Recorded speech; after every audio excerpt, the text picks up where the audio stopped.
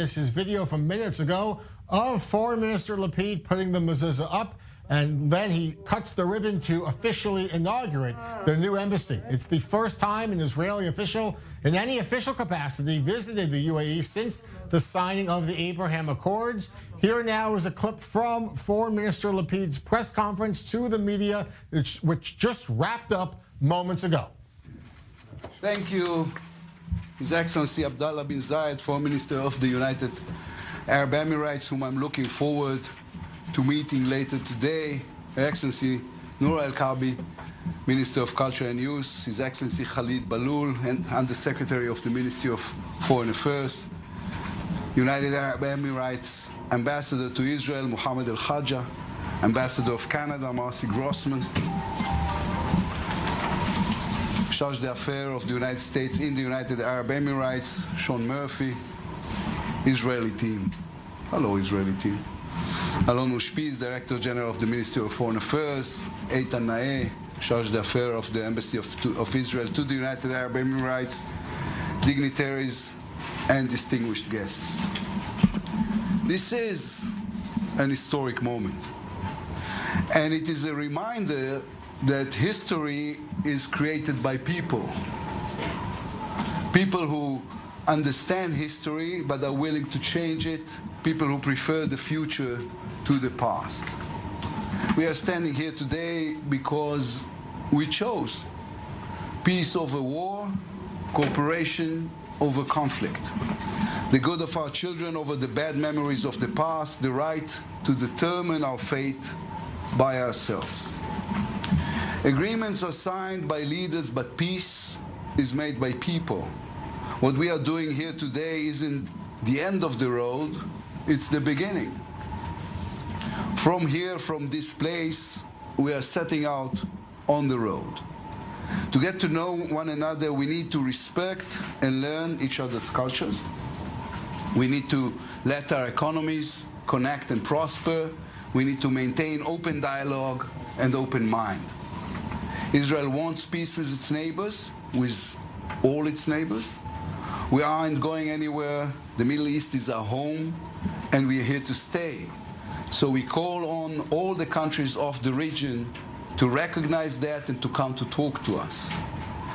Difficulties will not be overcome by themselves. Hostility won't disappear by itself. People create them. People can make them disappear. People can replace them with friendship, generosity, and the search for the common good. This isn't a moment of complex or detailed agreement. It's a moment of simplicity. People looking at one another and saying, we prefer peace. Hate is not inevitable. The people of the Middle East are invited to look around them and ask, whose situation is better? Those who chose the path of peace, or those who chose the path of war? Those who chose to invest in their people and their land, or those who chose to invest in the hatred of others? Peace is not a compromise. It's the most definitive choice we can make. Peace isn't weakness. It includes within it all the strength of the human spirit. War is surrender to all that is bad within us. Peace is the victory of all that is good. I want to thank a few people who aren't here.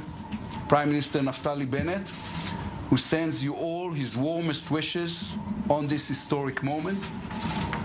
His Highness Sheikh Mohammed bin Zayed and His Highness Sheikh Khalifa bin Zayed for their vision and for their inspiration and for bringing us to this moment.